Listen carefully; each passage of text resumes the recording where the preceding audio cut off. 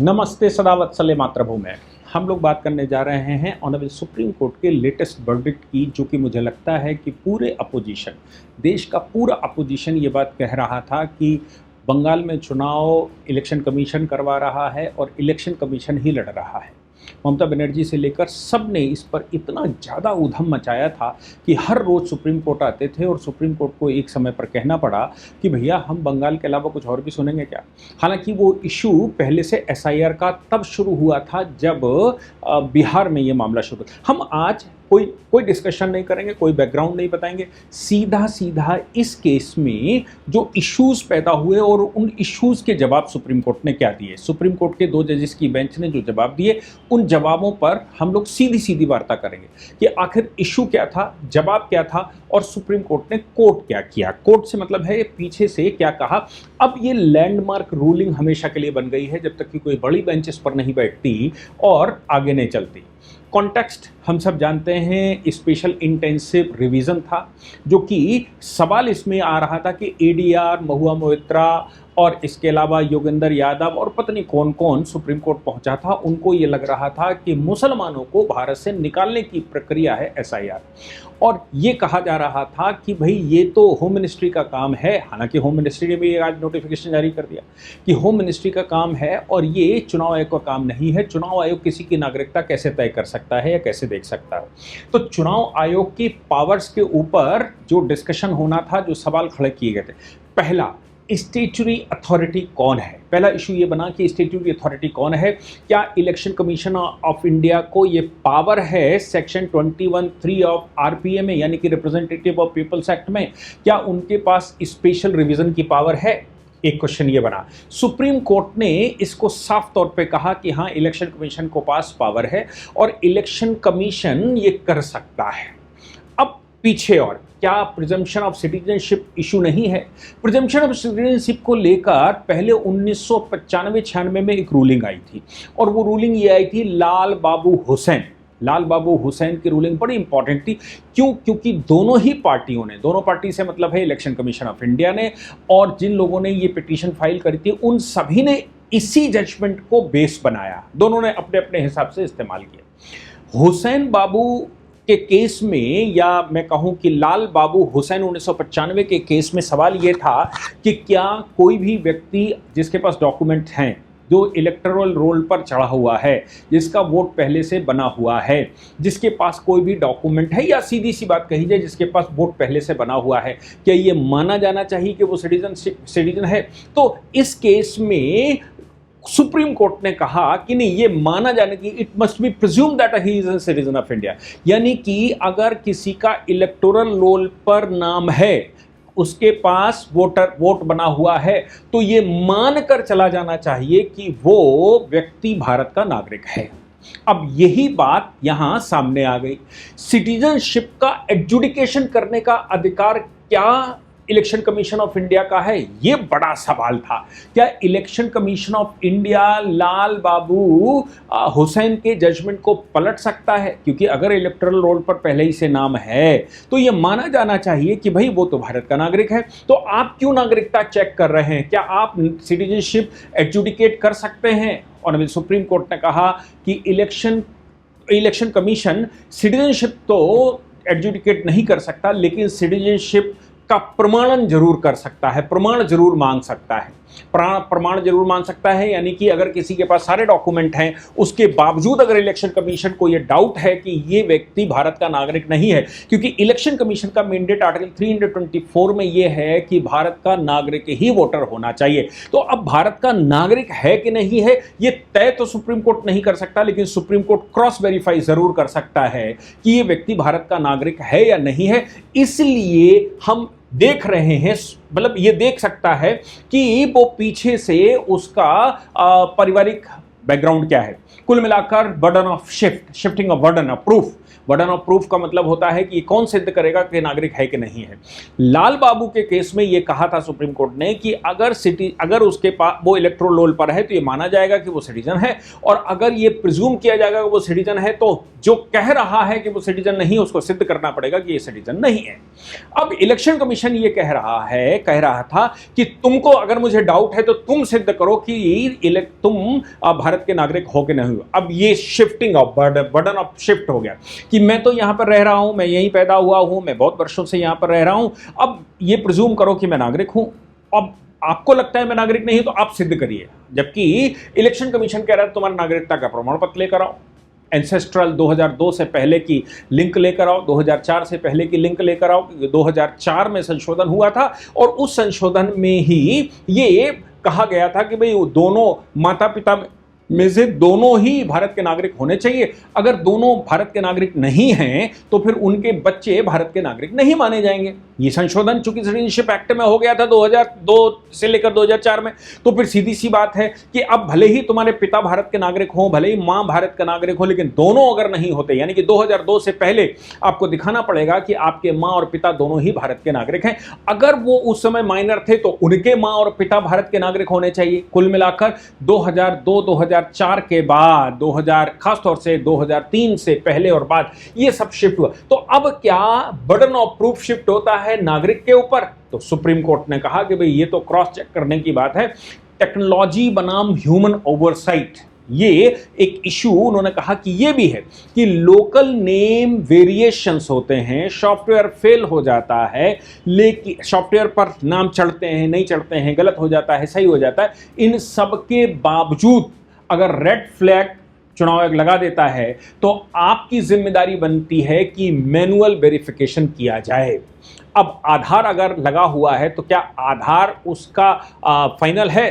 तब supreme court ने जवाब दिया, Aadhaar proof is a residency proof not a citizenship proof of citizenship. किसी के पास भी आधार है वो उसकी नागरिकता का प्रमाण नहीं है। आधार केवल और केवल उसकी निवासिता का प्रमाण हो सकता है कि इस व्यक्ति का ये एड्रेस है, ये यहां पर रहता है, इसलिए आधार सोल बेस नहीं हो सकता। आर्टिकल 324 में पूरी पावर इलेक्शन कमीशन को है कि वो सुपरिंटेंडेंस करे, वो कंट्रोल करे, इलेक्टोरल रोल की प्योरिटी करे और उसको प्योर रखे। अब एनआरसी है क्या? तब सुप्रीम कोर्ट ने कहा कि ये सॉफ्ट टच है। एनआरसी जब लाल बाबू के केस में या उससे पहले के केसेस में, अभी जजमेंटों का भी हवाला दूंगा, उसमें सॉफ्ट टच है क्या?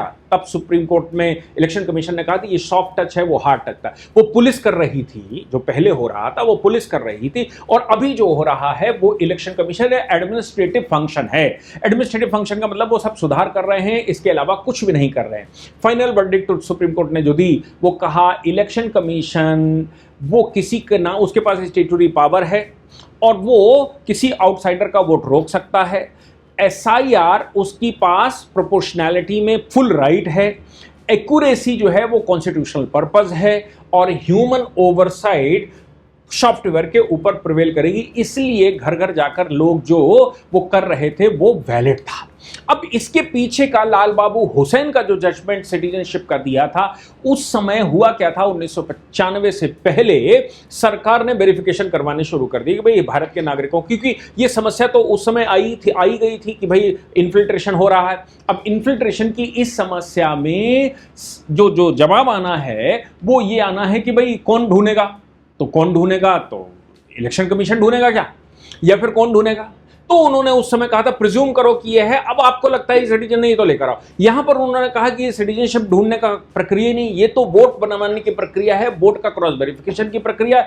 इसलिए पूरी पावर आर्टिकल 324 में है। ये जो लाल बाबू हुसैन का मामला है उसका उलट मामला, ये सॉफ्ट टच है, वो हार्ड टच था। वो पुलिस कर रही थी, एडमिनिस्ट्रेशन कर रहा है, इसलिए वो केस यहां पर लागू नहीं होता। हालांकि इसी प्रकार का एक केस कमलनाथ, आपको याद होगा मध्य प्रदेश का चुनाव 2018 में उन्होंने लड़ा था, और कमलनाथ ने इलेक्शन कमीशन ऑफ इंडिया को पार्टी बनाते हुए प्रिवेसी वर्सेस ट्रांसपेरेंसी का मामला था, सुप्रीम कोर्ट में लेकर आए थे। सुप्रीम कोर्ट ने उस समय कहा था कि इलेक्शन कमीशन के पास पावर है कि वो लिस्ट छुपा कर रखा, लेकिन कोई भी लिस्ट, जैसा इसमें कहा जा रहा था लिस्ट को पब्लिश कर दीजिए ऑनलाइन, उन्होंने कहा देखो भाई प्राइवेसी का मामला आता है, कोई भी लिस्ट ऐसे पब्लिश नहीं की जा सकती, जब जरूरत पड़ती है तो इलेक्शन कमीशन उसको इशू करता है। लेकिन आप ये कहेंगे परमानेंट वो पब्लिश करके रखी जाएंगी, वो वोटर लिस्ट उस पर जाएगी, तो ये नॉन सर्चेबल, आप कह रहे हो नॉन सर्चेबल पीडीएफ बना दीजिए। उन्होंने कहा कि भाई देखो ये जो है वो प्राइवेसी का मामला है, और इस मामले में सामने से चलें कि एक्सपर्ट स्टेटस ये है कि वो लिस्ट का मैनिपुलेशन हो सकता है, इसलिए वो पीडीएफ ऐसी नहीं डाली सकती जो सर्चेबल हो। इसी प्रकार का एक case Indrajit Barua versus Election Commission of India 1984 में भी आया था, और उस केस में ऑनरेबल सुप्रीम कोर्ट ने कहा था कि अगर कहा था rule that an election can not be challenge on the ground that electoral roll was defective. अब ये बंगाल का मामला है, जब उन्होंने कहा कि साहब इलेक्टोरल रोल डिफेक्टिव था तो हम इलेक्शन चैलेंज करने, तब सुप्रीम कोर्ट ने आज कहा कि Indrajit Barua versus Election Commission of India 1984 में भी सुप्रीम कोर्ट डिसाइड कर चुका है कि एक बार जो लिस्ट बन गई वो डिफेक्टिव है, सही है, नाम उसमें चढ़े हैं, उतरे हैं, कम हो गए, ज्यादा हो गए, इसका इलेक्शन पर कोई प्रभाव नहीं पड़ेगा, इलेक्शन फाइनल। नहीं, देखिए बंगाल का इलेक्शन फाइनल है, भले ही उसमें 20 लाख 25 लाख 15 लाख जितने भी वोट अभी डिफेक्टिव थे, तो तब भी इसी प्रकार का एक मामला 2004 में आया था, चीफ इलेक्शन कमीशन वर्सेस जन चौकीदार। जन चौकीदार एक एनजीओ का नाम हो सकता है, जन चौकीदार। तब कहा था right to vote is a statutory privilege not a fundamental right. जब वो कोई कहता है कि नहीं नहीं साहब हमारा वोट पड़ा ही नहीं, इसके बगैर चुनाव कैसे हो सकता है, उन्होंने कहा ये स्टैट्यूटरी राइट फंडामेंटल राइट नहीं, इसलिए फंडामेंटल राइट की कैटेगरी में नहीं आने की वजह से चैलेंज नहीं हो सकता। ये जो 15-20 लाख वोट वहां नहीं पड़ पाए हैं, या फिर 15-20 लाख डाउट है, वो चैलेंज नहीं कर सकते, उनके आधार पर ना ही चुनाव डिसमेंटल हो सकता है और ना ही ये उनका फंडामेंटल राइट है। ये एक स्टैट्यूटरी यानी कि कानूनी अधिकार है जो रिप्रेजेंटेशन ऑफ पीपल एक्ट में दे रखा है। इसी प्रकार 2001 में AIADMK versus chief election commission का भी केस ऑनरेबल सुप्रीम कोर्ट में आया था, और आर्टिकल 324 की पावर को यहां चैलेंज किया गया था। इस केस में ऑनरेबल सुप्रीम कोर्ट ने कहा था कि जो भी इस विषय पर करना है आर्टिकल 324 को, वो पार्लियामेंट का काम है, मेरा नहीं, कि हम इलेक्शन कमीशन की पावर को ओवरराइड कर जाएं या कुछ कर दें।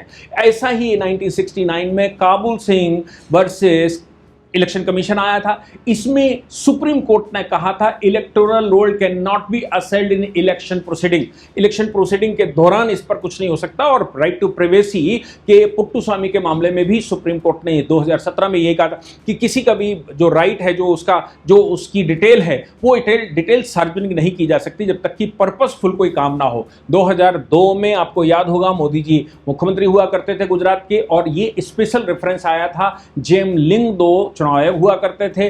मोदी जी ने अहमदाबाद में भसड़ के बाद दंगा दे दिया था, इस्तीफा दे दिया था और चुनाव जल्दी करवाने की बात कही थी। इलेक्शन कमीशन ने कहा नहीं हम टाइम लेंगे। सुप्रीम कोर्ट में मामला फंसा था। सुप्रीम कोर्ट ने कहा था इलेक्शन कमीशन को पूरी पावर है कि वो अपने हिसाब से इस पूरे सिस्टम को देखे और जब उसको उचित लगे तब ही वो चुनाव करवाए, जब वो फाइनल कर ले कि ये जो मामला है, ये जो लिस्ट है या चुनाव किस समय होना चाहिए। इसलिए इलेक्शन कमीशन की पावर को यहाँ चैलेंज नहीं किया जा सकता। और आज सुप्रीम कोर्ट ने जो 6 इशू बनाए थे, उन 6 के 6 इशू पर इसी प्रकार का जजमेंट देके क्लियर कर दिया। अब कभी अगर कोई बड़ी बेंच बैठती है इन विषयों पर, तब की बात अलग है कि वो कैसे डील करेंगे। लेकिन आज ऑनरेबल सुप्रीम कोर्ट ने साफ तौर पर क्लैरिफिकेशन दिया और बंगाल के चुनाव को क्लीन चिट दे दी गई है। इसके अतिरिक्त देश भर में एसआईआर को क्लीन चिट दे दी गई है। और ये हम सबको मालूम ही है कि होम मिनिस्ट्री, चूंकि लगातार कहा जा रहा था कि ये होम मिनिस्ट्री का काम है, तो कल होम मिनिस्ट्री ने एक कमीशन भी बना दिया है। वो कमीशन देश में डेमोग्राफी चेंज को लेकर और देश में हो रहे बदलाव को लेकर वो काम करेगा। इस पर एक अलग से लेक्चर रिकॉर्ड करेंगे। उसके कानून क्या है, उसका अप एंड डाउन क्या है, उसके प्रोविजंस क्या हैं, उसकी और चीज़ें क्या हैं, इस पर हम लोग निश्चित तौर से एक अलग से बताएंगे, क्योंकि वो बहुत बड़ा इशू है। 15-20 मिनट उसमें लगने वाले हैं, इसलिए उसको अलग से रिकॉर्ड करेंगे। आपको जो लगता है आप निश्चित तौर से हमको व्हाट्सएप करिए। आपको जो लगता है आप हमें लिख कर दीजिए, मेल करिए, या फिर नीचे दिए हुए ये कमेंट बॉक्स रहता है, कमेंट बॉक्स में कुछ लिखकर डिस्कशन करिए। हमारी टीम उसको देखेगी, अगर करने लायक है तो हम आपको संपर्क भी करते हैं। जय हिंद, जय भारत, वंदे मातरम।